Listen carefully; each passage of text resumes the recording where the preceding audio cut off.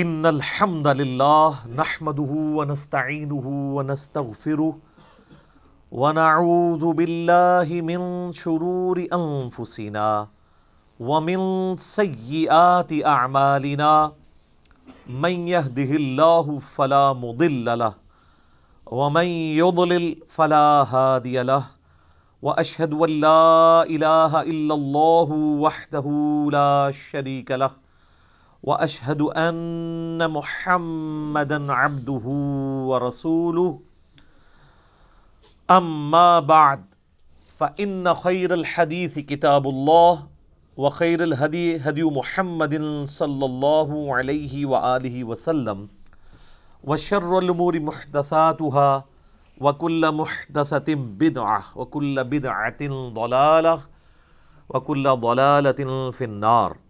اعوذ باللہ السمیع العلیم من الشیطان الرجیم من ہمزہ ونفخہ ونفثہ بسم اللہ الرحمن الرحیم. رب اشرح لی صدری ویسر لی امری واحلل عقدۃ من لسانی یفقہوا قولی. بسم اللہ الرحمن الرحیم. ان اللہ وملائکتہ یصلون علی النبی یا ایہا الذین آمنوا صلوا علیہ وسلموا تسلیما. اللہم صل علی محمد وعلی آل محمد کما صلیت علی ابراہیم وعلی آل ابراہیم انک حمید مجید. اللہم بارک علی محمد وعلی آل محمد کما بارکت علی ابراہیم وعلی آل ابراہیم انک حمید مجید. اللہم ربنا آتنا فی الدنیا حسنہ وفی الآخرۃ حسنۃ وقنا عذاب النار. اللہم ربنا آتنا من لدنک رحمۃ وہیئ لنا من امرنا رشدا. لا الہ الا انت سبحانک انی کنت من الظالمین.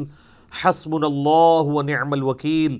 یا حی یا قیوم برحمتک استغیث ولا حول ولا قوة الا باللہ العلی العظیم.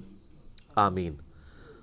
الحمدللہ آج 12 جنوری 2020 کو سنڈے کے دن قرآن کلاس نمبر 12 میں 12 نمبر میں ہم سورۃ البقرہ کی آیت نمبر 36 سے آنورڈ سٹارٹ لیں گے. پچھلی دفعہ ہم نے قرآن حکیم کی آیات کا وہ پورشن ڈسکس کیا تھا جس میں اللہ تعالیٰ نے فرشتوں کو حکم دیا کہ آدم علیہ السلام کو سجدہ کیا جائے. سب کے سب سجدے میں گر پڑے سوائے ایک جن کے جس کا نام تفسیر طبری میں ہمیں عزازیل ملتا ہے. اہل سنت کے ہاں معتبر تفسیر ہے, شروع میں لکھی گئی, عزت والا, لیکن بعد میں ذلت اس کا مقدر ہوئی. ابلیس بن گیا, وہ شیطان بن گیا. اس نے انکار کیا اور وہ متکبرین میں شامل ہوا. اس کے بعد حضرت آدم علیہ السلام اور سیدہ حوا کو اللہ تعالیٰ نے جنت میں بسایا. اب اس میں اختلاف ہے کہ یہ جنت وہی والی جنت ہے جو الٹیمیٹلی ہمیں ملنی ہے, یا یہ پروٹوٹائپ کوئی جنت تھی جس میں اللہ تعالیٰ نے کسی باغ میں انہیں بسایا ٹیسٹ کرنے کے لیے, اور انہیں حکم دیا کہ یہاں پر تم رہو, لیکن ایک چیز کا خیال رکھنا کہ یہ جو فلاں درخت ہے اس کے قریب بھی مت جانا ورنہ تم ظالموں میں شمار کیے جاؤ گے. اسی کانٹیکسٹ میں آیت نمبر 36 سے گفتگو آگے چل رہی ہے. اعوذ باللہ من الشیطان الرجیم. بسم اللہ الرحمن الرحیم. فَأَزَلَّهُمَ الشَّيْطَانُ, تو شیطان نے ان دونوں کو پھسلا دیا, یعنی راہ حق سے ہٹا دیا. عنہا, اس سے. فَأَخْرَجَهُمَا مِمَّا كَانَ فِيهِ, اور ان دونوں کو نکلوا دیا اس جنت میں سے جس میں وہ رہ رہے تھے. اب اللہ تعالیٰ نے یہاں پہ تثنیہ کا صیغہ استعمال کیا, یعنی ان دونوں. کرسچینٹی کے اندر یہ چیز مشہور کر دی گئی کہ یہ سیدہ حوا تھی جنہوں نے سیدنا آدم علیہ السلام کو بہکایا, نعوذ باللہ. اور یہی چیز جو ہے وہ ہم مسلمانوں کے ہاں بھی پائی جاتی ہے کہ جی وہ حضرت آدم علیہ السلام کو بھی عورت نے نکلوایا تھا. کرسچینٹی تو پھر بہت آگے چلی گئی، انہوں نے تو ایول لفظ جو ہے نا یعنی برائی، اس کو جو ڈیڈکٹ کیا ہے ایو سے. اما ہوا کو انگلش میں کہتے ہیں ایو، EVE، اور وہ کہتے ہیں ایکسس آف ایول جو ہے وہ عورت ہے. آج یہ لوگ عورتوں کے حقوق کی بات کرتے ہیں. انہوں نے تو یعنی اپنا جو لفظ ہے ایول، برائی، اس کو ڈیڈکٹ کیا ہے سیدہ حوا کے نام سے، جبکہ اسلام کہتا ہے کہ یہ سب کچھ ٹیمپرڈ فارم میں کرسچینٹی کے اندر چیزیں آئی ہیں. اللہ تعالیٰ نے ان دونوں کی غلطیوں کا ذکر اکٹھا کیا ہے کہ ان دونوں کو شیطان نے بہکایا. ان دونوں کی غلطی تھی کہ وہ شیطان کے پیچھے لگے، یہ کسی ایک کی غلطی نہیں تھی کہ وہ کھاتے میں ڈال دی جائے. وَقُلْ اهْبِطُوا بَعْضُكُمْ لِبَعْضٍ عَدُوٌّ، تو ہم نے فرمایا اب اتر جاؤ، تم سب ایک دوسرے کے دشمن ہوگے، تم میں سے بعض کے. یعنی حکم تو ان دونوں کو ہوا اترنے کا، لیکن اللہ تعالیٰ تو ظاہر اپنے ڈیوائن علم سے دیکھ رہا تھا ان دونوں سے ہی میں کثیر تعداد میں مرد و عورت زمین پہ بساؤں گا، تو گویا کہ پوری انسانیت کو زمین پہ اتار دیا. وَلَكُمْ فِي الْأَرْضِ مُسْتَقَرٌّ وَمَتَاعٌ إِلَىٰ حِينٍ، اور زمین میں تمہارا ٹھکانہ ہوگا کچھ عرصے کے لیے، اور وہاں سے جو تم نے نفع حاصل کرنا ہے وہ کر لو. یعنی اللہ تعالیٰ ریسورسز بھی پرووائڈ کرے گا، لیکن دنیا کی زندگی تمہاری عارضی زندگی ہوگی، الٹیمیٹلی تمہیں لوٹ کے ہمارے پاس آنا ہے. اب جو حضرت آدم علیہ السلام نے غلطی کی اس کا ذکر آ رہا ہے کہ اس غلطی کی توبہ کیسے قبول ہوئی. فَتَلَقَّى آدَمُ مِن رَبِّهِ كَلِمَاتٍ فَتَابَ عَلَيْهِ، تو آدم علیہ السلام نے اپنے رب سے چند کلمات سیکھ لیے جس کے سبب انہوں نے اللہ کی طرف توبہ کی، رجوع لے کر آئے،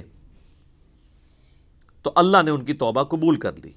اِنَّهُ هُوَ التَّوَّابُ الرَّحِيمُ، بے شک وہ توبہ قبول کرنے والا ہے اور رحم فرمانے والا ہے.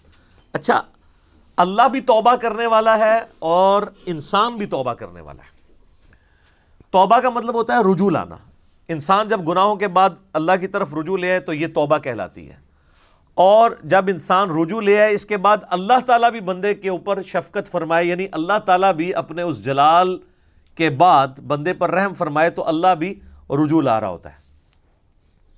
بخاری اور مسلم دونوں میں حدیث موجود ہے، نبی علیہ السلام نے فرمایا کہ جو بھی گنہگار بندہ سچے دل کے ساتھ اللہ کی طرف توبہ کرتا ہے تو اللہ تعالیٰ کو اس کے توبہ کرنے پہ اتنی خوشی ہوتی ہے جس کو آپ علیہ السلام نے ایک مثال سے بیان فرمایا. یہ حدیث بخاری میں بھی ہے اور مسلم میں بھی، کہ تم میں سے کوئی شخص اگر ریگستان کے سفر پر روانہ ہو اور اس کا سارا ساز و سامان اس کے اونٹ پہ لدا ہو، وہ کسی جگہ تھوڑی دیر کے لیے آرام کرے اور اس کا اونٹ وہاں سے غائب ہو جائے جب اس کی آنکھ لگے. اب اس کو سامنے اپنی موت نظر آئے، کیونکہ اونٹ کے اوپر ہی سامان لدا ہے، پانی بھی، کھانے پینے کا بھی. اونٹ نہیں ملتا تو آپ کو پتہ ہے کئی ہفتوں کا سفر ریگستان میں بغیر پانی کے تو نہیں کیا جا سکتا. اب وہ اپنی موت کا انتظار کرنا شروع کر دے، اسی دوران اچانک جب اس کی آنکھ لگے، آنکھ کھلتے ہی اس کا اونٹ اس کے سامنے آ جائے تو اسے کتنی خوشی ہوگی. اس سے زیادہ خوشی اللہ تعالیٰ کو ہوتی ہے جب کوئی شخص گناہ کر کے اللہ کی طرف سچے دل سے توبہ کر لے. اور مسلم شریف میں آگے الفاظ ہیں کہ وہ اتنا خوش ہو کہ اس کی زبان لڑکھڑا جائے، من شدت الفرح، اور وہ خوشی کے باعث اس کی زبان سے یہ نکل جائے، اے اللہ تو میرا بندہ میں تیرا رب. حالانکہ وہ کہنا یہ چاہ رہا ہو کہ اے اللہ میں تیرا بندہ تو میرا رب، یعنی اس کی زبان بھی لڑکھڑا جائے، اتنی اس پہ شدت خوشی کی طاری ہو. اس سے زیادہ خوشی اللہ تعالیٰ کو اس شخص پر ہوتی ہے جو اللہ کی طرف رجوع لے آئے. جامعہ ترمذی میں حدیث ہے کہ موت کے غرغرے سے پہلے توبہ قبول ہے، اس کے بعد کبھی توبہ قبول نہیں ہے. اسی لیے آپ دیکھیں کہ فرعون نے جب توبہ کی، قرآن حکیم میں آتا ہے جب وہ ڈوبنے لگا تو اس نے کہا کہ میں بنی اسرائیل کے رب پہ، موسیٰ اور ہارون کے رب پہ ایمان لایا، تو اللہ تعالیٰ نے کیا فرمایا تھا؟ الآن، اب لے کے آیا توبہ، کوئی فائدہ نہیں ہے. تو نزع کے عالم سے پہلے جو توبہ کر لے گا اس کی توبہ ایکسیپٹیبل ہے، ادروائز کوئی توبہ نہیں ہے. تو اللہ تعالیٰ تو مائل بکرم ہے. بخاری اور مسلم دونوں میں حدیث ہے کہ اللہ تعالیٰ نے مخلوقات کی پیدائش سے پہلے اپنے پاس عرش پہ یہ عبارت لکھ لی تھی کہ میری رحمت میرے غضب پہ بھاری رہے گی. اور یہ انسان کے پاس بہت بڑا ایسٹ ہے کہ اللہ کی رحمت اس کے غضب پر بھاری ہے. ادروائز یہ ایکول بھی ہوتی اور صفت عدل اللہ کی غالب ہوتی تو مارے گئے تھے. عدل کریں تے تھر تھر کمن اچیاں شانہ والے، فضل کریں تے بخشے جاون میں ورگے منہ کالے. واقعی اگر عدل پہ بات آ جائے تو کوئی نہیں. اور یہ قرآن حکیم میں کئی جگہ یہ مضمون آیا ہے. سورہ فاطر کے اینڈ پہ بھی آپ چلے جائیں، اللہ تعالیٰ فرماتا ہے کہ اگر اللہ تعالیٰ لوگوں کو ان کے گناہوں پہ پکڑنا شروع کر دیتا تو کوئی بھی مخلوق زندہ نہ رہتی روئے ارض کے اوپر. اگر یعنی اللہ تعالیٰ پکڑ شروع فرما دیتا تو یہ اللہ تعالیٰ ڈھیل دیتا ہے انسان کو کہ انسان اللہ کی طرف پلٹ آئے. بخاری اور مسلم دونوں میں حدیث ہے، نبی علیہ السلام نے فرمایا کہ حدیث قدسی ہے کہ جب میرا بندہ میری طرف ایک بالشت آتا ہے میں ایک ہاتھ اس کی طرف بڑھتا ہوں، وہ ایک ہاتھ بڑھتا ہے میں 2 ہاتھ اس کی طرف بڑھتا ہوں، ٹھیک ہے، 10 ہاتھ بڑھتا ہوں، وہ چل کے آتا ہے میں اس کی طرف دوڑ کے آتا ہوں. اور پھر آپ علیہ السلام فرمایا کہ اللہ تعالیٰ فرماتا ہے کہ میرا بندہ مجھے دل میں یاد کرے میں اسے دل میں یاد کرتا ہوں، وہ کسی مجلس میں یاد کرے میں اسے بہتر مجلس میں یاد کرتا ہوں. اور یہ حدیث اس بات کا ثبوت ہے کہ اللہ تبارک و تعالی انسان سے بڑھ کر اس پر رجوع فرمانے والا ہے. یعنی انسان ایک قدم بڑھتا ہے تو اللہ تعالیٰ 10 قدم اس کی طرف آتا ہے، بشرطے کہ وہ صدق دل سے اللہ کی طرف لوٹ آئے. یا ایھا الذین آمنوا توبوا الی اللہ توبۃ نصوحا، اے ایمان والو اللہ کی طرف ایسی توبہ کرو جو آگے کو نصیحت ہو جائے. یہ جو خالی خلی توبہ ہے نا یا استغفار کی تسبیح پھیرنا، یہ اللہ تعالیٰ کو جو ہے وہ محبوب نہیں ہے جب تک کہ اندر سے انسان سچائی کے ساتھ اللہ کی طرف لوٹ رہا ہے. پورے قرآن حکیم میں کوئی ایک آیت بھی ایسی نہیں ہے جس میں اللہ تعالیٰ نے یہ فرمایا ہو کہ جتنی مرضی بغاوت کر لو اور اس کے بعد باغی رہو تو میں تمہیں معاف کر دوں گا. ہمیشہ یہ ٹاپک آیا ہے کہ جو کوئی بغاوت کرتے ہیں اس کے بعد فوراً توبہ کر لیں اور پھر اپنی اصلاح بھی کر لیں، صرف توبہ نہیں، پھر اللہ تعالیٰ ان کو معاف کر دے گا. وہ تو پھر سورہ الفرقان کی آیت نمبر 70 میں ہے کہ اگر شرک سے بھی توبہ کر لے گا تو ہم اس کے گناہوں کو بھی نیکیوں سے بدل دیں گے. لیکن یہ جو آج کل دھوکہ دیا جا رہا ہے نا اللہ کی رحمت سے، اس میں میرا یوٹیوب پہ ایک کلپ بھی ہے، اللہ کی رحمت سے دھوکہ. اور لوگ کہتے ہیں اللہ تعالیٰ بڑا معاف فرمانے والا ہے. کس کو معاف فرمانے والا ہے؟ اس کو جو رجوع لے آئے. بغاوت کرنے والے کے لیے وہ ڈٹا رہے، اس کے لیے کوئی توبہ نہیں، اور رجوع لانے کے بعد اپنی اصلاح بھی کرے، اپنے آپ کو سدھار بھی لے. اچھا یہاں پہ جو الفاظ ہے فَتَلَقَّى آدَمُ مِن رَبِّهِ كَلِمَاتٍ فَتَابَ عَلَيْهِ، کہ آدم علیہ السلام نے چند کلمات اللہ تعالیٰ سے سیکھ لیے جس کی وجہ سے اللہ نے ان کی توبہ قبول کی. سورۃ البقرہ میں یہ کلمات نہیں آئے. اس کی وجہ یہ ہے کہ قصہ آدم اور ابلیس اس سے پہلے 6 مختلف جگہوں پر بیان ہو چکا ہے، لیکن مصحف کی ترتیب میں وہ جگہیں بعد میں آئیں گی. لیکن قرآن کے نزول کے اعتبار سے چونکہ یہ چیز ہو چکی بھی تھی، یہ تو مدنی صورت ہے، نبی علیہ السلام کے اعلان بعثت کی آلموسٹ سمجھ لے 15 سال کے بعد نازل ہوئی ہے، اور اس سے پہلے 2/3 مکی قرآن نازل ہو چکا تھا. اس میں وہ پوری ڈیٹیل موجود ہے سورۃ الاعراف کے اندر کہ وہ کلمات کیا تھے. ربنا ظلمنا انفسنا وان لم تغفر لنا وترحمنا لنکونن من الخاسرین، اے رب ہمارے ہم نے اپنی جانوں پر ظلم کیا اور اگر تو نے ہم پر رحم نہ فرمایا اور ہمیں معاف نہ کیا تو ہم خسارہ پانے والوں میں سے ہو جائیں گے. قصہ آدم اور ابلیس قرآن حکیم میں 7 مقامات پر آیا. اس میں آخری مقام یہ ہے جو سورۃ البقرہ میں ہم پڑھ رہے ہیں، لیکن مصحف کی ترتیب میں یہ پہلا مقام ہے. یہ سارے مقامات پہ جو سکیٹرڈ فارم میں شیطان کی اور اللہ تعالیٰ کی گفتگو ہوئی، حضرت آدم علیہ السلام کا اور اللہ کا جو معاملہ ہوا، اس کو میں نے ایک لیکچر کے اندر کور کیا ہے، مسئلہ نمبر 79، اللہ، انسان اور شیطان. یہ میرا ٹائٹل ہے اس لیکچر کا، مسئلہ نمبر 79. اس میں نے ساری جگہ سے ٹکڑے اٹھائے کہ یہ والا پورشن اتنے حصے میں ہے، یہ دوسری صورت میں بیان ہوا. جس طرح اب یہاں پہ وہ کلمات نہیں ہیں.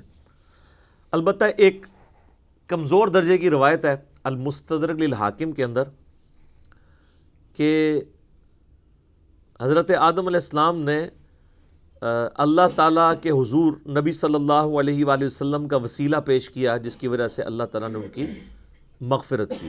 پھر اللہ تعالیٰ نے ان سے پوچھا کہ تمہیں محمد صلی اللہ علیہ وآلہ وسلم کا علم کیسے ہوا؟ تو انہوں نے کہا کہ میں نے جو ہے وہ جب تو نے مجھے پیدا کیا تو میں نے تیرے عرش پہ تیرے نام کے ساتھ سیدنا محمد رسول اللہ صلی اللہ علیہ وآلہ وسلم کا مبارک نام دیکھا تھا، تو مجھے اسی وقت پتہ چل گیا کہ یہ ہستی تیرے حضور عزت والی ہے۔ اب یہ حدیث تو حاکم کے اندر موجود ہے، لیکن انتہائی کمزور درجے کی روایت ہے۔ یہ امام ذہبی نے تو بلکہ اسے آلموسٹ لکھا ہے کہ یہ گھڑی ہوئی روایت ہے، اور انجیل برناباس جو پبلک کے اندر ایک مشہور ہے نا، اس میں بھی اس قسم کی ایک روایت لکھی ہوئی ہے۔ تو وہ تو ظاہر ہے کہ کرسچن آن بھی نہیں کرتے، میں نے اس کے اوپر کئی دفعہ بولا ہے کہ وہ کوئی اتھینٹک نہیں ہے۔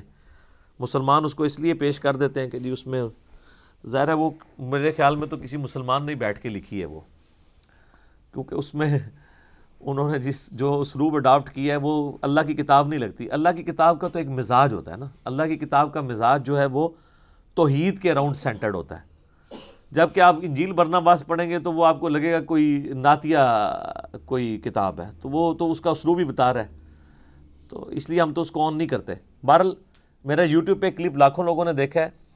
کیا یہ کائنات نبی علیہ السلام کے لیے بنائی گئی؟ کیونکہ اسی حاکم کی ایک روایت میں آتا ہے کہ ہم اگر محمد کو پیدا نہ کرتے تو یہ ساری کائنات بھی پیدا نہ ہوتی۔ یہ بات اپنی اصل میں اس حد تک تو درست ہے کہ پوری کی پوری کائنات انسان کے لیے پیدا ہوئی ہے، کسی ایک انسان کے لیے نہیں، انسانیت ایز اے ہول کے لیے، جو پچھلی دفعہ ہماری آیات بھی گزر چکی ہیں کہ ہم نے جو کچھ زمین میں ہے تمہارے لیے پیدا کیا۔ باقی اس کو اس طریقے سے بیان کرنا قرآن حکیم میں یہ بیٹھتا بھی نہیں۔ اس کی وجہ یہ ہے کہ قرآن حکیم میں 7 دفعہ یہ واقعہ بیان ہوا ہے۔ جو چیز پوری انسانیت کی ہدایت کا سبب بننے والی تھی کہ ہمارا اوریجن آدم علیہ السلام ہے، 7 دفعہ ایک واقعہ قرآن میں مختلف انداز سے آیا ہے۔ کسی ایک جگہ تو آ جاتا کہ نبی علیہ السلام کا وسیلہ پیش کیا گیا تھا۔ یہاں پہ بھی کلمات ہیں، وہ کہتے ہیں نہیں کلمات سے مراد وہ ہیں، بھئی وہ کلمات بھی قرآن کے اندر آ گئے ہیں سورۃ الاعراف میں، اور قرآن کی سب سے بیسٹ تفسیر وہی ہوتی ہے جو قرآن کے اندر موجود ہو۔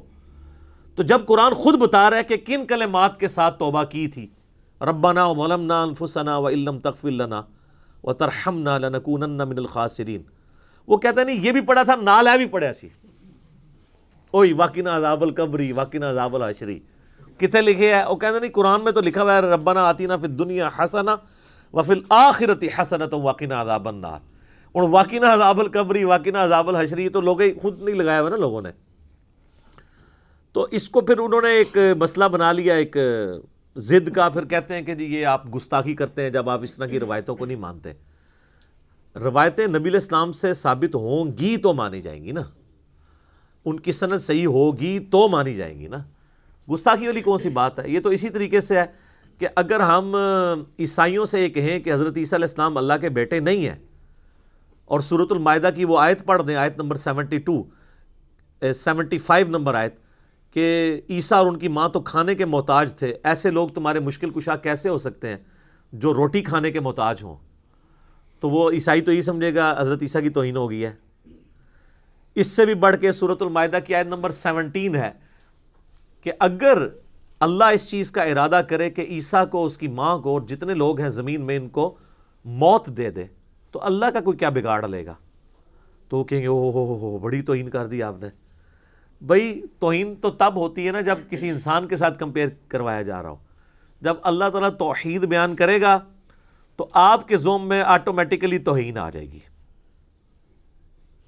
اس میں انبیاء کی توہین نہیں ہے، بلکہ انبیاء ہی نے ہمیں یہ تعلیم دی ہے۔ ورنہ میں علم الکلام میں پھکی کے طور پہ ایک جواب دیتا ہوں کہ جامعہ ترمذی میں، سنن ابی داؤد میں، سنن ابن ماجہ میں حدیث ہے، نبی علیہ السلام کو ایک صحابی نے سجدہ کیا، آپ علیہ السلام فرمایا سر اٹھا یہ کیا کر رہا ہے؟ کہ یا رسول اللہ میں وہ کوفے کے پاس ہیرا نامی ایک شہر ہے وہاں گیا تھا، میں نے دیکھا لوگ اپنے سردار کو سجدہ کرتے ہیں، تو آپ تو اللہ کے رسول ہیں، آپ زیادہ حقدار ہیں کہ ہم آپ کو سجدہ کریں، آپ تو ہمارے مذہبی پیشوا بھی ہیں، ہمارے پولیٹیکل لیڈر بھی ہیں، ہمارے ہر لحاظ سے ہمارا سب کچھ آپ ہی ہیں۔ تو آپ علیہ السلام نے فرمایا کہ مجھے بتاؤ جب میں فوت ہو جاؤں گا اور تم میری قبر سے گزرو گے کیا میری قبر پہ بھی سجدہ کرو گے؟ انہوں نے کہا نہیں یا رسول اللہ. تو فرمایا پھر مجھے کیوں سجدہ کر رہے ہو؟ اگر میں سجدہ جائز سمجھتا تو بیویوں سے کہتا کہ اپنے خاوندوں کو سجدہ کریں اس حق کے سبب جو اللہ نے ان کو دیا ہے. اب مجھے بتائیں کیا نبی علیہ السلام نے اپنی توہین خود کر دی؟ وہ صحابی تو حضور کی عزت میں حضور کو سجدہ کر رہا تھا نا, حضور سے محبت کا اظہار کر رہا تھا نا. تو یہ جو کہتے ہیں عشق دے چلے نمبر لے گئے تے چلا تے صحابی بھی ہو جائے تے حضور علیہ السلام قبول نہیں کر دے, آگے چلے سر چوک یعنی بریکٹ میں. یہ کیا کر رہا ہے؟ عشق دے چلے نہیں نمبر لے گئے, علم والے. انما یخشی اللہ من عبادہ العلماء, اللہ کی خشیت اور معرفت صرف اہل علم کو ہے. قل رب زدنی علما, اے نبی تم بھی دعا کیا کرو اے میرے رب میرے علم میں اضافہ کر دے. قل هل يستوي الذين يعلمون والذين لا يعلمون انما يتذكر اولو الالباب, اے نبی فرما دو بھلا علم والے اور بغیر علم والے برابر ہو سکتے ہیں؟ نصیحت تو نہیں حاصل کرتے مگر عقل والے. تو اسلام تو پورے کا پورا سینٹرڈ اراؤنڈ علم ہے, علم کے بغیر تو کچھ بھی نہیں ہے. اور علم وہ جو اللہ نے اپنے پیغمبروں کے ذریعے کتابوں کے ذریعے دیا ہے, تو اس کو اس طریقے سے ضد نہیں بنانا چاہیے. اب کتابوں کا ذکر ساتھ ہی آ گیا. قُلْ نَهْبِطُوا مِنْهَا جَمِيعًا, ہم نے حکم دیا کہ اب تم سب کے سب زمین پر اتر جاؤ. فَإِمَّا يَأْتِيَنَّكُمْ مِنِّي هُدًى, پھر جب کبھی بھی میری طرف سے تمہارے پاس کوئی ہدایت کی چیز آئے گی یعنی کتاب. فَمَن تَبِعَ هُدَايَا فَلَا خَوْفٌ عَلَيْهِمْ وَلَا هُمْ يَحْزَنُونَ, تو جو کوئی اس کتاب کی پیروی کرے گا تو وہ قیامت والے دن نہ اسے کوئی خوف ہوگا نہ اسے کوئی غم ہوگا. اب یہ دیکھ لیں, یہ کہتے ہیں کتابوں کی بات کرتا ہے, تو قرآن کیا کہہ رہا ہے کہ جب ہمارے ابا جی کو اور ہماری اماں کو اتارا گیا جنت سے تو انہیں یہی نصیحت کی گئی تھی, اور اللہ تعالیٰ ہمارا پوری انسانیت کو جو ان سے پیدا ہونے والی تھی ہم نے ایک ہی دفعہ نصیحت کی کہ اب تو زمین پہ اتر جاؤ, جب کبھی بھی کوئی ہدایت کی کتاب آئے گی تم نے اس کی پیروی کرنی ہے. ٹھیک ہے, مرنے سے پہلے اے مسلمان کر لے اس پہ غور, کتابوں کا خدا اور ہے بابوں کا خدا اور. یہ وہی کتابی والی بات ہے جو میں نے دوسرے انداز میں بھی کہا ہوا ہے, نہ میں وابی نہ میں بابی, میں ہوں مسلم علمی کتابی. تو یہ علم اور کتاب ہی تو ذکر ہو رہی ہے. پہلی نصیحت انسانیت کو یہ ہو رہی ہے کہ اب جا رہے ہو نا زمین پہ تو بس میری کتابوں کا انتظار کرنا ہے. تو جو کوئی کتابوں کی پیروی کرے گا اس کو نہ کوئی خوف ہوگا نہ کوئی غم. والذین کفروا وکذبوا بآیاتنا, اور جو لوگ ہماری آیات کا کفر کر دیں گے اور اس کو جھٹلا دیں گے, اولئک اصحاب النار, ایسے لوگ ہوں گے پھر جہنمی, ہم فیہا خالدون, وہ رہیں گے ہمیشہ ہمیش اس میں. تو جہنمیوں کی نشانی کیا ہے؟ جو اللہ کی کتاب سے بھاگے. جو کتابی نہیں ہے نا وہ جہنمی ہے. تو علمی کتابی ہونا چاہیے بندے کو, اور جو علم اور کتاب کو کہتا ہے سائڈ میں رکھو اور سٹوریاں اور کہانیاں اور فرسودہ خیالات ان کو لے کے چلتا ہے تو اس کے لیے پھر اللہ تعالیٰ نے دوزخ بنائی ہے. اچھا, یہ جو آیات ہے نا سورۃ البقرہ کی آیت نمبر 38, اس میں اللہ تعالیٰ نے ریویلڈ نالج کا ذکر کر دیا ہے, وحی کے علم کا, کتاب اور سنت. سنت بھی اس میں شامل ہے کیونکہ سورۃ الاحقاف میں آگے 26ویں پارے کے پہلے صفحے پہ یہ آیت ہے, ایتونی بکتاب من قبل ھذا او اثارۃ من علم ان کنتم صادقین. اے نبی ان سے فرماؤ کہ اگر تم میری اس کتاب کو نہیں مانتے ہو تو اس کتاب سے پہلے جو باقی نبیوں پہ کتابیں نازل ہوئی ہیں یا کوئی علم کے آثار ان کے آ رہے ہوں.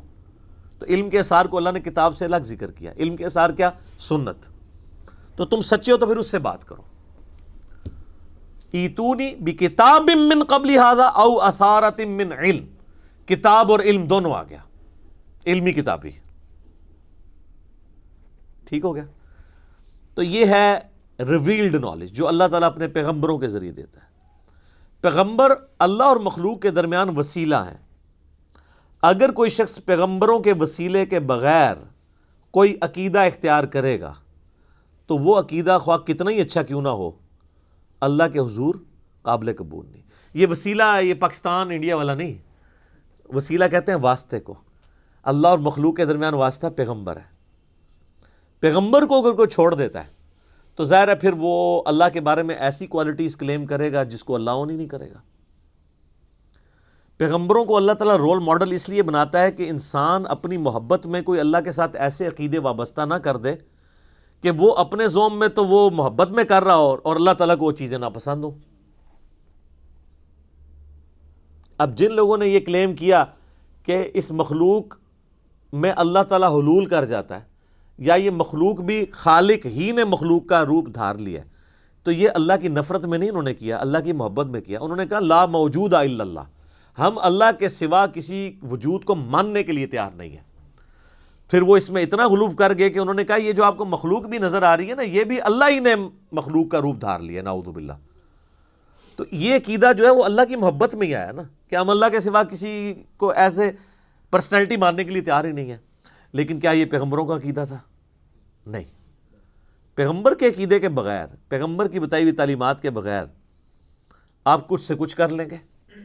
اس لیے پیغمبروں کو رول ماڈل بنایا جاتا ہے. لَقَدْ كَانَ لَكُمْ فِي رَسُولِ اللَّهِ أُسْوَةٌ حَسَنَةٌ، بے شک نبی الاسلام کی زندگی میں تمہارے لیے بہترین نمونہ ہے.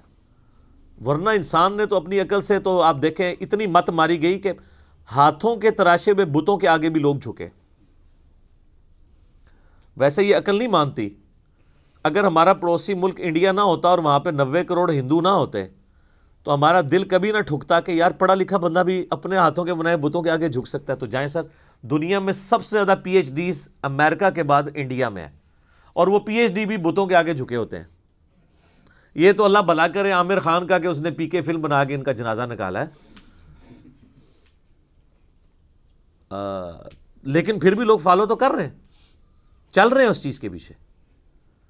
تو یہ آپ کے سامنے ثبوت ہے کہ اس ماڈرن دور میں بھی پڑھے لکھے لوگ ہونے کے باوجود اپنے ہاتھوں کے تراشے ہوئے بتوں کو پوجتے ہیں. اچھا، وہ بت جب پرانے ہو جاتے ہیں نا تو وہ بتوں کو ٹرالیوں کے اوپر لوڈ کر کے باقاعدہ پلوں پہ لے کے جاتے ہیں، اوپر سے نیچے پھینکتے ہیں دریاؤں کے اندر، ٹھیک ہے. اور وہ کچھ ادھر ہی ٹوٹ رہے ہوتے ہیں، کچھ نیچے دھڑل سے گرتے ہیں.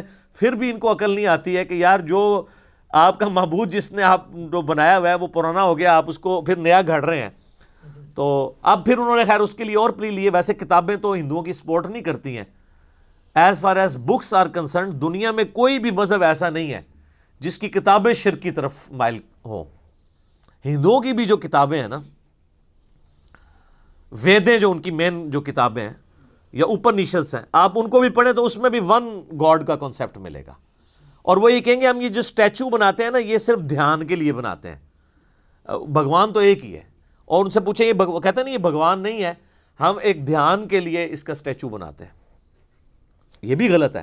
لیکن ان کی ویدوں میں یہ بات لکھی ہوئی ہے کہ اس خدا کا نہ کوئی اسٹیچو بنایا جا سکتا ہے، نہ کوئی بت بنایا جا سکتا ہے، نہ کوئی تصویر بنائی جا سکتی ہے. تو کتابوں تو وہ بھی نہیں چل رہے ہیں. اور ہمارے مسلمان پھر بڑا فخریہ بتا رہے ہوتے ہیں کہ جی دیکھیں جی ہندو تو اپنی کتابوں میں نہیں چل رہے تھے، تسی چل رہے ہو، تسی بھی تو کام چوک کے رکھے ہے. آپ دیکھ لیں مزارات کے اوپر جو کچھ ہو رہا ہے. تو آپ نے بھی تو یعنی وہی عقیدے کسی نہ کسی فارم میں بگاڑ کے اور ہستیوں کے ساتھ منسوب کیے ہوئے ہیں. اور پھر ہندوؤں کو بھی موقع ملتا ہے، وہ بھی پھر جملے کستے ہیں اور ایسی ایسی باتیں کرتے ہیں، پھر ہمیں بری لگتی ہیں. تو اپنے اوپر بھی توجہ دینے کی ضرورت ہے.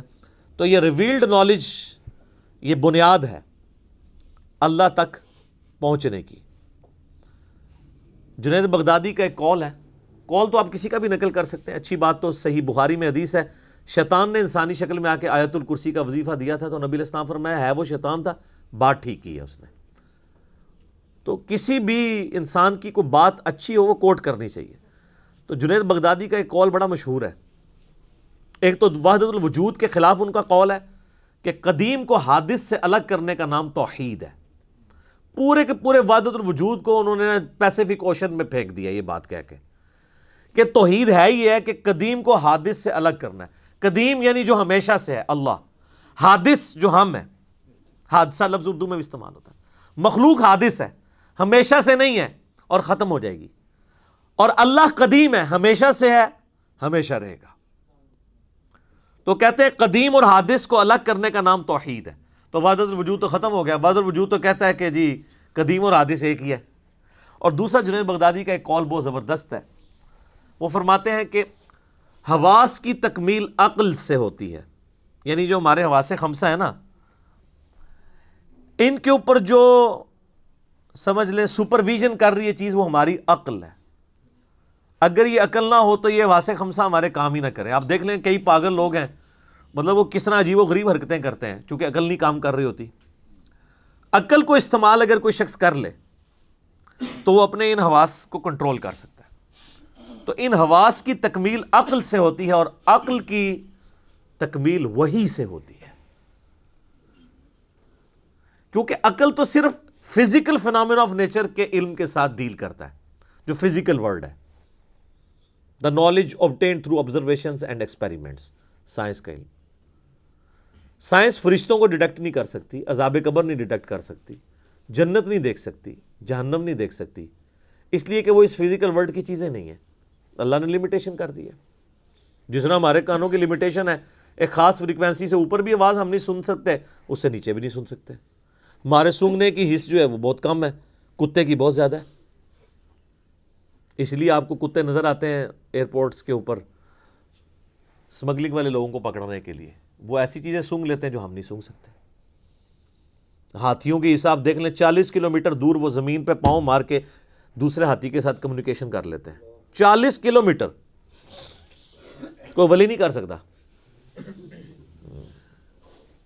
ہاتھی کر لیتے ہیں.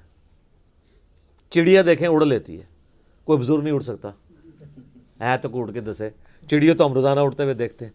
اور آپ دیکھیں کہ انسانوں کے بنائے ہوئے ڈرونز یا جہازوں کو اڑنے کے لیے، لینڈ کرنے کے لیے رن وے چاہیے، اور چڑیا کو آپ دیکھیں کوئی رن وے نہیں چاہیے. ادھر سے اس تار سے اڑے گی اور ڈائریکٹ دوسرے تار پہ اترے گی، کوئی اس کو بھاگنا نہیں پڑتا، کوئی اس کو پلین جگہ نہیں چاہیے. کتنی پروفیشن کے ساتھ مخلوقات اللہ نے بنائی ہیں.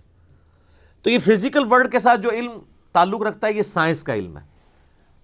سائنس کا علم بھی ڈیفینیٹ ہے، جو اسٹیبلش سائنس ہو ہم اس کو مانتے ہیں. مثلا پٹرول آگ کو بھڑکا دیتا ہے، پانی آگ کو ٹھنڈا کر دیتا ہے، سورج مشرق سے نکلتا ہے مغرب میں غروب ہوتا ہے. یہ فزیکل ورلڈ سے تعلق رکھتی چیزیں. یہ تو حضرت ابراہیم علیہ السلام نے سورۃ البقرہ میں اللہ تعالیٰ کے ایک ہونے پہ دلیل دی تھی نمرود کو کہ میرا رب وہ ہے جو مشرق سے سورج نکالتا ہے. تو اگر رب بننے کا دعویٰ کر رہا ہے نا تو مغرب سے نکال کے بتا. تو ہکا بکا رہ گیا تھا. فزیکل ورلڈ کی چیزیں بھی اللہ ہی کا علم ہے، کیونکہ کتابیں اللہ کا قول ہیں اور یہ کائنات اللہ کا فعل ہے. قول اور فعل میں تضاد نہیں ہو سکتا.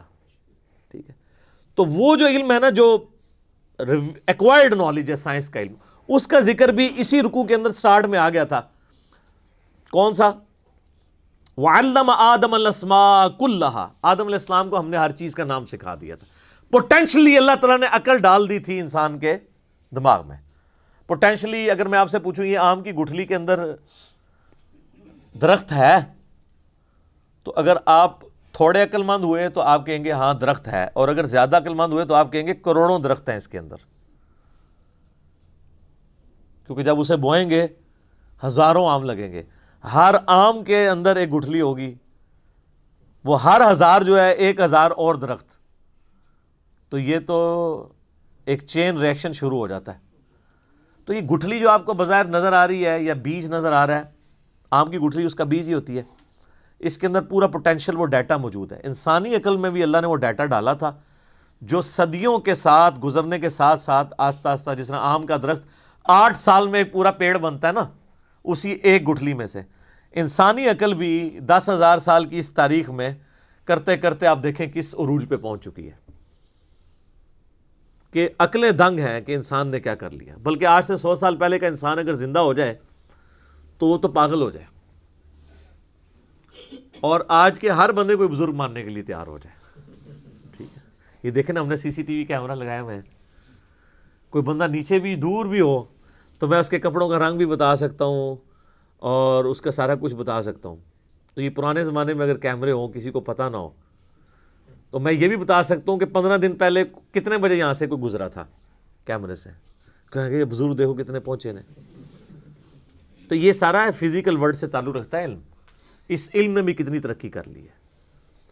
تو اس چوتھے رکوع کے اندر اللہ تعالیٰ نے 2 علوم کا ذکر کیا ہے. سٹارٹ میں ذکر کیا ہے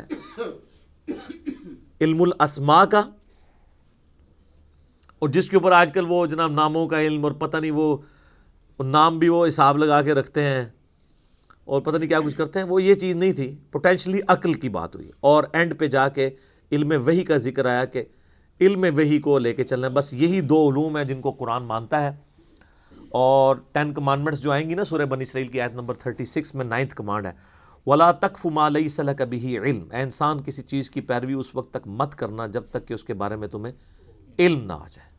إِنَّ السَّمْعَ وَالْبَصَرَ وَالْفُؤَادَ كُلُّ أُولَٰئِكَ كَانَ عَنْهُ مَسْئُولًا، بے شک کان، آنکھیں اور عقل اس کے بارے میں تم سے پوچھا جائے گا تم نے اس کو استعمال کیوں نہیں کیا۔ تو اللہ تعالیٰ نے یہ چیز پوچھنی ہے مرنے سے پہلے۔ اے مسلمان کر لے اس پہ غور، کتابوں کا خدا اور ہے، بابوں کا خدا اور۔ یہ اللہ نے پوچھنی ہے بات کہ تو نے مرنے سے پہلے علم حاصل کیا تھا، یا تیرا ماننا یہی تھا کہ کالی بلی رستہ کاٹ دے تو نحوست ہے، گھر کی منڈیر پہ کوا بیٹھے تو مہمان آنے کی دلیل ہے، جوتی پہ جوتی چڑھ جائے تو سفر لکھا ہوا ہے، یہ تو مانتا تھا؟ اور گائے نے ایک سینگ کے اوپر زمین اٹھائی ہوئی ہے، دوسرے پہ اٹھاتی ہے تو زلزلہ آ جاتا ہے۔ ہسدے پہ نے سارے تہاڈا بھی ذکر ہے، اور اے بزرگاں نے جناب وہ سمندر روکے ہے، تے فلانے بزرگ نے جڑا انڈیا دے بم پھاڑ لے سن پل دے ہوتے، اے بھی ہے نا سرکار۔ ہوں تو نئے ورژن بھی دے ہیں نا اویلیبل۔ باقی چیزوں پہ ہم خوش ہوتے ہیں، ہندو کہندے نے، تسی بھی جو کچھ کہندے ہو نا ہندو بھی ہسدے نے تہاڈے ہوتے۔ آپ بھی تو کہتے ہیں نا فلاں بزرگ نے جو ہے سمندر روک لیا ہے۔ یہ لادہ بات ہے کہ وہ بزرگ جب زندہ ہوتے ہیں ان کا پیشاب بند ہوتا ہے تو وہ آغا خان ہی لے کے جانا پڑتا ہے انہیں۔ یہ لادہ بات ہے کہ اپنا پیشاب، اور اگر پیشاب رک رہا نہ ہو تو وہ پیشاب روک بھی نہیں کوئی سکتا۔ یہ دماغ سے آپ دیکھیں کئی لوگوں کے وہ سگنل ایسے جنریٹ ہوتے ہیں، ہارمونس ڈسٹرب ہو جائیں تو آپ اپنا پیشاب پہ خود کنٹرول ہی نہیں رہتا۔ آپ لوگ بیمار ہوتے ہیں، آپ کو اٹھا کے مزاروں پہ لے جاتے ہیں، اور مزاروں والے جب بیمار ہوتے ہیں انہیں اٹھا کے ہاسپٹل لے جاتے ہیں، اور ہاسپٹل بھی وہ DHQ میں نہیں لے کے جاتے، شفا میں لے کے جاتے ہیں یا آغا خان میں۔ تو اپنے بارے میں وہ بہت سینسٹیو ہے۔ تو یہ دو علوم ہیں، ریویلڈ نالج اور ایکوائرڈ نالج، جن کو اسلام مانتا ہے، اسی کے اوپر ساری بنیاد ہے۔ اب میرے بھائیوں مسلسل 9 رکوع اگلے سابقہ امت مسلمہ بنی اسرائیل، ان پہ اللہ تعالیٰ نے فرد جرم عائد کی ہے۔ انتہائی سوز و گداز ہے جی ان 9 رکوعوں کے اندر۔ اللہ تعالیٰ نے ایک قوم سے اتنا پیار کیا، 3 کتابیں ان میں بھیجیں، تورات، زبور، انجیل، سینکڑوں صحائف بھیجے، ہزاروں پیغمبر بھیجے، لیکن جب انہوں نے انبیاء کی تعلیمات سے روگردانی کی تو اللہ کے عذاب کا کوڑا ان پہ پڑا۔ اللہ نے ان کی ہزاروں سال کی جو مسند تھی ان سے لے کے نئی امت اس کی جگہ کھڑی کی، امت محمدیہ صلی اللہ علیہ وآلہ وسلم، اور اس کے سمبل کے طور پہ تحویل قبلہ بھی کر دی، بیت المقدس سے قبلہ چینج کر کے خانہ کعبہ کر دیا۔ اس کے اندر اللہ کی طرف سے پیغام ہے، اور مصحف میں اس کا شروع میں ہونے میں اشارہ ہے کہ مسلمان کسی زوم میں نہ رہیں کہ وہ بڑی لاڈلی امت ہے۔ تم سے پہلے بھی لاڈلی امتیں گزری ہیں، لیکن جب وہ نبیوں کی تعلیمات کو، کتابوں کو پس پش ڈال دیتی ہیں تو پھر اللہ تعالیٰ کے عذاب کا کوڑا ان پہ برستا ہے، تم پہ بھی برسے گا۔ اور آپ دیکھیں گے اللہ تعالیٰ ان کی کئی ایک غلطیاں اس میں گنوائے گا، اور ہر غلطی کے گنوانے کے بعد ایک یونیورسل ٹروتھ آئے گا۔ ویسے تو بڑے بڑے 7 یونیورسل ٹروتھ اس میں آئیں گے، لیکن اگر آپ باریکیوں میں دیکھیں تو یہ 12-13 کے قریب یونیورسل ٹروتھس آئیں گے کہ جو یوں کرتا ہے اللہ کا اس کے بارے میں فیصلہ یہ ہے، چاہے وہ جو بھی ہے۔ یہ نہیں ہے کہ عام بندے نے ٹریفک سگنل توڑا ہے تو اس پہ سزا ہوگی، اور ٹریفک والا جو خود پولیس کا آفیسر ہے وہ توڑے گا تو اسے سزا نہیں دی جائے گی۔ نہیں، اللہ تعالیٰ نے ایک ہی رول رکھا ہوا ہے، جسے فٹ اسے گفٹ۔ اور بنی اسرائیل کی پوری ہسٹری جو ہے نا ان 9 رکوعوں میں ان کی ہسٹری کے واقعات کو کور کیا ہے، لیکن اجمالاً کیا ہے۔ کچھ واقعات ایسے ہیں جن کی ڈیٹیلز اس میں نہیں ہے، وہ آگے چل کے سورۃ الاعراف میں آ جائے گی، سورۃ القصص کے اندر آ جائے گی، سورہ طٰہٰ کے اندر آ جائے گی۔ لیکن چونکہ یہ یہودیوں کو ایڈریس کیا جا رہا تھا، یہودیوں کو اجمالاً یہ باتیں پتہ تھی، ٹھیک ہے۔ جس طرح ہم ایز اے پاکستانی نیشن ہمیں کئی ایک چیزیں پتہ ہیں، اگر ہم اشارتاً بات کریں کہ جی وہ کارگل کی جنگ، تو اب وہ بتانے کی ضرورت نہیں ہے کب ہوئی تھی، اس میں کیا ہوا، پتہ ہے 65 کی جنگ، 71 کی جنگ. اس طریقے سے بنی اسرائیل کی ہسٹری میں بھی ان کو ایک چیزیں پتہ تھی، یا مسلمانوں کی ہسٹری میں غزوہ بدر، احد، اس کی ڈیٹیلز نہ بھی ہو، صرف ان کے نام بھی ذکر ہوں تو وہ ایک پورا نقشہ مسلمانوں کے ذہن میں آ جاتا ہے. چونکہ یہودیوں کو ایڈریس کیا جا رہا تھا پلس عیسائیوں کو بھی، چونکہ دونوں بنی اسرائیل تھے، سابقہ امت مسلمہ تھی، اس لیے اشارت ان کے واقعات کا ذکر کیا کہ بھی تم نے یہ کیا، یہ کیا، یہ کیا، اس کے اگینسٹ پھر ہمیں یہ کرنا پڑا. تم ہماری لاڈلی امت تھے، تمہیں ہم نے سارے جہان والوں پہ فضیلت بخشی تھی. یہ 2 دفعہ آیت ریپیٹ ہوگی کہ بنی اسرائیل کو ہم نے تمام جہان والوں پہ اپنے زمانے میں فضیلت بخشی تھی، لیکن جب وہ نبیوں کا راستہ انہوں نے چھوڑ دیا، کتابوں کو چھوڑ دیا اور بابی ہو گئے کتابی کی بجائے، اپنے علماء کے پیچھے لگ گئے، تو پھر ہم نے انہیں معزول کر دیا. اور صرف معزول نہیں کیا، ضربت علیہم الذلہ والمسکنہ، ہم نے ان پہ ذلت، مسکنت اور اللہ کی طرف سے غضب ان کے پر مسلط ہو گیا. بنی اسرائیل کون ہے؟ اسرائیل ہبرو لینگویج میں، عبرانی زبان میں کہتے ہیں اللہ کا بندہ. یہ ایل کا لفظ جو ہے نا اللہ کے لیے استعمال ہوتا ہے. اسرائیل، جبرائیل، میکائیل، اسرافیل، اور توڑا یار عزازیل، شیطان کا نام عزازیل ہے، وہ بھی اللہ کا بندہ ہی سی، عزت والا. اچھا، تو یہ ہبرو لینگویج میں استعمال ہوتا ہے. اسرائیل جو ہے یہ لقب تھا سیدنا یعقوب بن اسحاق بن ابراہیم علیہم السلام اجمعین. حضرت ابراہیم علیہ السلام کے 2 بیٹے تھے نا، سیدنا اسماعیل علیہ السلام اور سیدنا اسحاق.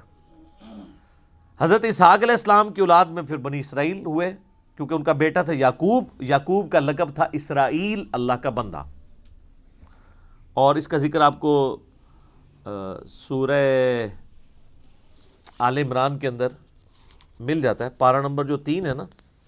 یہ کئی لوگ پوچھ بھی رہے ہوتے ہیں کہ جی یہ، کیونکہ ایسا بھی فتنہ اٹھا ہے کہ لوگ یہ کہہ رہے ہیں جی بنی اسرائیل جو ہے نا وہ اسرائیل، تو حضرت یعقوب کا نام کہیں وارد نہیں ہوا. تو قرآن کے اندر اللہ تعالیٰ نے حضرت یعقوب علیہ السلام کا نام ذکر کیا ہے، پارہ نمبر 4 کے سٹارٹ میں ہی ہے، آیت نمبر 93 ہے سورہ آل عمران کی. کل الطعام کان حلا لبنی اسرائیل الا ما حرم اسرائیل. ہر طرح کا حلال کھانا جو تھا وہ، یعنی جو اچھا جو صاف کھانا ہے وہ بنی اسرائیل کے لیے حلال ہی تھا پہلے، سوائے اس کے کہ جو اسرائیل نے اپنے اوپر خود حرام کر دیا تھا، علی نفسی. یعنی اسرائیل کون؟ یعنی کسی انڈیویجول کا ذکر ہو رہا ہے، حضرت یعقوب علیہ السلام. پوری انسانیت کو پتہ ہے کہ ان کا یہ لقب تھا. اچھا، یعقوب علیہ السلام کے پھر 12 بیٹے تھے. ہر بیٹے سے آگے جو نسل چلی وہ ان کی وہ بنو اسرائیل یا بنی اسرائیل، یعنی یہ بنو یا بنی کا لفظ استعمال ہوتا ہے اولاد کے لیے، بیٹوں کے لیے. تو 12 بیٹے اور وہ آگے 12 قبیلے ان کے چلے، وہ سارے بنی اسرائیل کہلاتے ہیں. یہ بنی اسرائیل جو تھے مدینہ شریف میں آباد تھے یہودی. تو ظاہر ہے کہ وہ اللہ تعالیٰ تو ان سے یہ ایکسپیکٹ کر رہا تھا کہ تمہاری کتابوں میں نبی علیہ السلام کی پروفیسیز موجود ہیں، تو تمہیں تو سب سے پہلے ہی قرآن و حدیث کو مان لینا چاہیے. جو ہمارا گلہ شکوہ ہمارے علماء کے ساتھ بھی رہتا ہے کہ یار علماء تو قرآن و حدیث کے نام پہ اپنی عزتیں ویل کر رہے ہیں. اب جب ہم علماء کو بتاتے ہیں قرآن حدیث میں یہ لکھا ہوا ہے، تو وہ آگے سے ہمیں جو ہے وہ لتوں پہ آ جاندے ہیں. ایسا تو نہیں ہونا چاہیے. لیکن یہ کچھ دنیاوی ٹیچر نہیں کرتے، یعنی دنیاوی کوئی میتھمیٹیشین ہے، میتھمیٹکس کا ٹیچر ہے، وہ اپنے اسٹوڈنٹس کو اگر کوئی کتاب ریکمینڈ کرتا ہے نا، اور وہ خود کوئی فارمولہ غلط لکھ دیتا ہے اور اس کا اسٹوڈنٹ کہتا ہے سر یہ آپ کتاب میں تو یہ نہیں لکھا ہوا، تو وہ سوری کہہ کے فوراً مٹا کے صحیح کر لیتا ہے. لیکن مولوی نہ بھول جاؤ کہ انہوں تسی کہو کہ سر بخاری مسلم میں تو نماز کا طریقہ یہ لکھا ہوا ہے، قرآن میں تو لکھا ہے ایاک نستعین، اور آپ تو بابوں کو پکارتے ہیں، تو کہ ہاں جی بڑی مہربانی آپ نے ہمیں بتا دیا. ایجے کوئی اس طرح تھا من دسنا حالے تک تو نہیں دریافت ہوا امت. تو یہ دنیاوی ٹیچرز کا ہی حوصلہ ہے کہ وہ اپنی غلطی کتابوں کی بنیاد پہ مان لیتے ہیں، علماء نہیں مانتے. تو یہ علماء کیسے مانے؟ ان کے جو بزرگ علماء تھے، یعنی علماء یہود، ہاں کیٹیگری تو وہی ہے نا سر، یہ یعنی علماء ایک کیٹیگری تو ہے نا، جیسے ڈاکٹری کی فیلڈ ایک کیٹیگرائزیشن میں تو آپ کہیں گے نا میڈیکل کی فیلڈ ہے، چاہے وہ ڈاکٹر اب مسلمان ہے کافر ہے تو ایک چیز کو تو مان رہا ہے نا، ایک اس طریقے سے انجینئر ایک اس لائن کو تو لے کے چل رہا ہے، اس طرح علماء کی بھی ایک لائن ہے، علماء یہود ان کے اندر وہی خرابیاں تھیں جو آج ہمارے علماء کے اندر پائی جاتی ہیں، اور اس میں آپ دیکھیں گے کہ اللہ تعالیٰ کا غصہ سب سے زیادہ ہے ہی علماء کے اوپر ہے، بنی اسرائیل کے، کہ یہ لوگوں کو ورگلا رہے ہیں۔ یہ آپ کو گفتگو کے اسلوب سے پتہ چل جائے گا کہ اللہ تعالیٰ فرماتا ہے کہ بھئی تم سب سے پہلے کافر بن گئے ہو، تمہاری کتابوں میں تو نبی علیہ السلام کی پروفیسیز موجود تھی کہ پیغمبر آخر الزمان صلی اللہ علیہ وآلہ وسلم نے آنا ہے، بجائے اس کے کہ تم اس کو قبول کرتے تم الٹا سب سے پہلے دشمن اس نبی کے بن گئے ہو اور لوگوں کو بھی دین پہ آنے سے روک رہے ہو۔ تم سے تو میں یہ ایکسپیکٹ نہیں تھا، تم تو ماننے والے تھے۔ جس طرح اہل حدیث سے کہتے ہیں یار تم تو بخاری مسلم کی بات کرتے تھے، آج اگر آل امیہ کے خلاف ہم بخاری مسلم سے حدیثیں لے کے آئے ہیں تو تم نے ائمہ شیعہ کیوں شروع کر دی ہے؟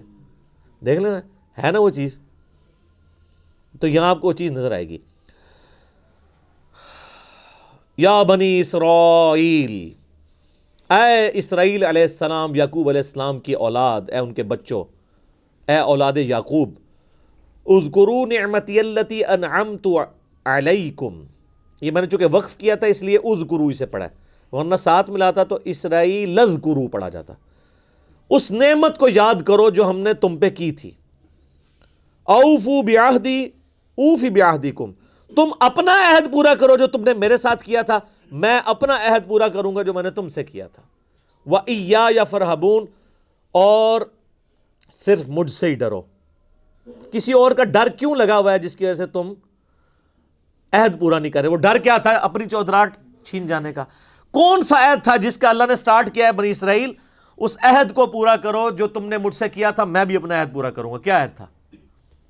عہد یہ تھا کہ اللہ تعالیٰ نے ہر پیغمبر سے یہ عہد لیا ہے کہ وہ آنے والے پیغمبر کے بارے میں اپنی امت کو بتائے اور یہ چیز پکی کر کے جائے کہ جب وہ پیغمبر آئے تو اس کے اوپر ایمان لے کے، جو سورہ آل عمران میں موجود ہے۔ اللہ تعالیٰ نے انبیاء کی ارواح سے بھی عہد لیا تھا، تورات کے اندر موجود تھا کہ بنی اسماعیل میں سے آخری پیغمبر آئیں گے، موسیٰ علیہ السلام کے بھائیوں میں سے۔ ڈیوٹرانومی چیپٹر میں قرآن کے تعارفی لیکچرز میں بتا چکا ہوں ڈیٹیل کے ساتھ۔ آج بھی کتاب الاستثناء چیپٹر آپ ڈیوٹرانومی نکالیں، تورات میں 18 نمبر باب کی 18 نمبر آیت ہے، اے موسیٰ میں تیرے ان بھائیوں میں سے یعنی بنو اسماعیل میں سے تیری مانند ایک رسول اٹھاؤں گا، اور یعنی تیری مانند ہوگا۔ وہ میں نے ساری ریزیمنس بتائی ہیں۔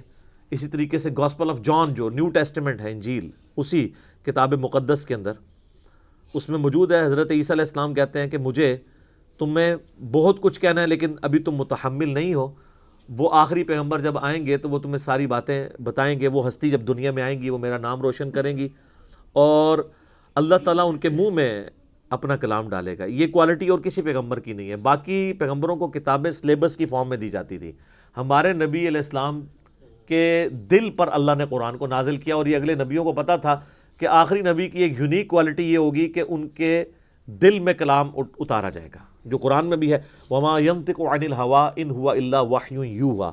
نبی علیہ السلام اپنی خواہش نفس سے کچھ نہیں کہتے بلکہ وہ وہی کہتے ہیں جو اللہ تعالیٰ ان کو وہی کرتا ہے۔ تو اللہ تعالیٰ ہمارا ہے کہ جو تم نے عہد کیا تھا، وہ آگے چل کے سورۃ البقرہ میں 89 نمبر آیت آئے گی کہ نبی علیہ السلام جب دنیا میں تشریف نہیں لائے ہوئے تھے، اس وقت یہودی جب مار کھاتے تھے اوس اور خزرج سے، جو مشرکین عرب کے قبائل تھے، تو ان کو یہ دھمکی لگایا کرتے تھے کہ آج تو تم ہمیں مارتے ہو، جب وہ آخری نبی آئیں گے ہم ان کے ساتھ مل کے تمہارے خلاف جنگ کریں گے، پھر پوری دنیا میں ہمارا ڈنکا ہوگا۔ تو یہ عہد ان کو پتا تھا کہ اللہ نے یہ عہد کیا ہے کہ آخری نبی کے ذریعے رومن اور پرشین امپائر کو اکھاڑ کے اللہ تعالیٰ پوری دنیا پہ اسلام کا غلبہ کرے گا۔ لیکن جب وہ آخری پیغمبر آئے تو وہی یہودی منکر ہو گئے، اور وہ اوس اور خزرج جن کو یہ دھمکی لگایا کرتے تھے انہوں نے اسلام قبول کر لیا۔ تو وہ ہدایت جو ڈائریکٹلی یہودیوں کے لیے نازل ہوئی تھی اس سے انہوں نے تو استفادہ نہیں کیا، لیکن اوس اور خزرج نے کر لیا۔ تو اس سے یہ بات پتہ چلی کہ اللہ کا کوئی رشتہ دار نہیں ہے، ورنہ یہ تو رشتہ داری بنائے بیٹھے تھے نا بنی اسرائیل، 80 ساڑھے ورگے کا کوئی ہو سکتا ہے؟ اللہ نے اٹھا کے پرے پھینکا۔ اور امی جاہل لوگ جن کو امی کہا جاتا تھا، اوس اور خزرج، ان کو اللہ نے دنیا کا امام بنا دیا کتابوں کو ماننے کی وجہ سے۔ یہ بابوں کو مانتے رہ گئے، اپنے علماء یہود کو، یہودی علماء نے کہا نا، آگے آپ کو پتہ چلے گا وہ کس طریقے سے مخالفت کرتے تھے نبی علیہ السلام کی۔ یہ تو اب 3-4 سپارے چلنے ہی اس کے اوپر ہیں، کیا کیا سازشیں کرتے تھے۔ تو اسی لیے میں کہتا ہوں مولوی اتنی پیڑی شیو ہے کہ نبی بھی موجود ہو، مولوی کے ورگلانے کے اوپر عوام الناس نبی کی بات نہیں سنتی، مولوی کی بات کے پیچھے لگ جاتی ہے۔ تو سر آج اگر مولوی کی بات کے پیچھے لوگ لگے ہوئے ہیں اور کتاب و سنت کو نہیں مان رہے تو کوئی زیادہ پریشانی کی بات نہیں ہے۔ علماء یہود کے پیچھے لگ کے 10 یہودی بھی نہیں تھے جو ایمان لائے اور نبی علیہ السلام کی مبارک زندگی میں۔ اور قرآن حکیم کا کتنا اچھا خاصا حصہ یہودیوں کو ایڈریس کرتا ہے۔ آیات تو نازل ہوئی لیکن فائدہ ان کو کوئی نہیں ہوا۔ فائدہ کس کو ہو گیا؟ دوسروں کو، جنہوں نے ان کتابوں کو مان لیا، ان باتوں کو مان لیا، تعلیمات کو مان لیا۔ تو اللہ کی کسی کے ساتھ کوئی رشتہ داری نہیں ہے۔ جو کتابوں کو، پیغمبروں کو مان لے وہ اللہ کا سگا ہے، اور جو نہ مانے چاہے وہ پیغمبروں کی اولاد بھی ہے۔ یہ بنی اسرائیل کون تھے؟ حضرت یعقوب علیہ السلام، حضرت ابراہیم علیہ السلام کی اولاد تھے، اللہ نے کوئی پرواہ نہیں کی۔ تو خونی رشتہ کوئی کام نہیں آیا جب انبیاء کی تعلیمات کو چھوڑ دیا، چاہے بنو اسرائیل ہوں یا آج بنو اسماعیل ہوں۔ یہ ہمارے جو سید لوگ کہلواتے ہیں یہ بنو اسماعیل ہے نا، ان کے اندر بھی کافی کیڑا گھسا ہوا ہوتا ہے، اور ہمیں کہہ رہے ہوتے ہیں امتی، ایک امتی آیا سی، امتیاں دی یہ گل ہے۔ ہم ان کے امتی تو نہیں ہیں، امتی تو نبی علیہ السلام کے ہیں، حالانکہ خود بھی امتی ہیں۔ تو ان کے دماغ میں بھی کیڑا آیا ہوتا ہے، تو ان کو یہ بات بتائیں کہ آپ کی نسبت آپ کو کام نہیں آئے گی اگر آپ نے نبی صلی اللہ علیہ وآلہ وسلم کی تعلیمات کی پیروی نہ کی۔ یہاں دیکھ لیں اللہ نے فرمایا تم اپنا عہد پورا کرو، ایک بڑا عہد الستو بربکم قالوا بلا، جو روحوں سے عہد لیا تھا، اور دوسرا عہد جو تمہارے پیغمبر تم سے لے کے گئے تھے کہ پیغمبر آخر الزمان صلی اللہ علیہ وآلہ وسلم کو ماننا ہے۔ آج بھی وہ عہد پورا کر لو، آج بھی تم سے صلح ہو سکتی ہے۔ وآمنوا بما انزلت مصدقا لما معکم، اور ایمان لاؤ اس کتاب کے اوپر جو نازل ہوئی ہے اس حال میں کہ تمہارے پاس جو پہلے سے کتابیں موجود ہیں وہ ان کی بھی تصدیق کرتی ہے۔ یہ کتاب یہ نہیں کہتی کہ تمہاری کتابیں غلط ہیں، یہ تو ایسی کتاب ہے جو تمہاری کتابوں کو صحیح مان رہی ہے۔ یا تو کہہ رہی ہو وہ کتابیں نہیں ہیں، پھر تمہیں ریلیکٹنٹ ہو جاؤ تم۔ یہ تو کہہ رہی ہے تورات بھی اللہ کی کتاب ہے، انجیل بھی، تو یہ کتاب تو تمہاری کتابوں کی تصدیق کر رہی ہے۔ کس اعتبار سے؟ ایک اس اعتبار سے کہ ان کتابوں کو اللہ کی کتاب مان رہی ہے، اور اس اعتبار سے بھی تصدیق کر رہی ہے کہ ان کتابوں میں موجود تھا کہ ایک آخری پیغمبر آئیں گے، ان پہ کتاب نازل ہوگی۔ تو قرآن پریکٹیکلی اس کتابوں کی تصدیق ہے، کیونکہ ان کتابوں میں جو پیش گوئی تھی وہ پوری کس طرح ہوئی؟ قرآن کے آنے سے۔ تو گویا قرآن نے آ کے ان کتابوں کو سچا ثابت کر دیا کہ اس میں لکھا ہوا ہے کہ آخری پیغمبر آئیں گے، لو آ گئے ہیں۔ اس میں لکھا ہے ان پہ کتاب نازل ہوگی، لوگ نازل ہوگی۔ دو اعتبار سے تصدیق کر رہی ہے، ایک تو یہ ان کتابوں کو صحیح بھی کہہ رہی ہے، اور ان کتابوں کی سٹیٹمنٹ کی پریکٹیکل نشانی بن کے یہ کتاب آ گئی ہے۔ وَلَا تَكُونُوا أَوَّلَ كَافِرٍ بِهِ، اور سب سے پہلے تم تو کافر نہ بنو اس کتاب کے، تم تو منکر نہ بنو، تمہیں تو پتہ ہے۔ وَلَا تَشْتَرُوا بِآيَاتِي ثَمَنًا قَلِيلًا، اور میری آیات کو چند ٹکوں کے عوض بیچو تو مت۔ دنیا کے نفع کی خاطر تم پیغمبر کا انکار کر رہے ہو، تمہاری چودراہٹ ختم، ظاہر ہے وہ نذرانے لے رہے تھے، ان کی ساری چیزیں وابستہ تھیں، جب نبی کے آگے جھک جاتے تو سب سٹیٹس ختم۔